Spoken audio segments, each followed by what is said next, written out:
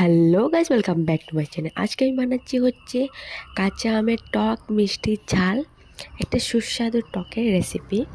আর আমার চ্যানেল নতুন হলে please subscribe to my channel.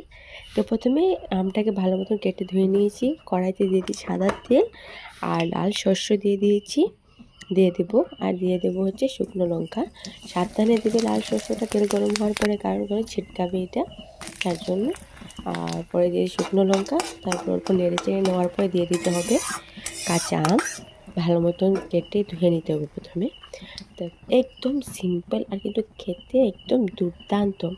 শেষ পাতে বাঙালি যদি খাওয়া দাওয়া সব চলতে হয়, এবং শেষ পাতে যদি টকই না হয়, খাওয়াটা কমপ্লিট হবে না। তাহলে তারপরে দেখতেই পাচ্ছি আমি যে আম দিয়ে দিচ্ছি হচ্ছে অল্পটুকু স্বাদ মতো লবণ আর হলুদ দিয়ে দিচ্ছি।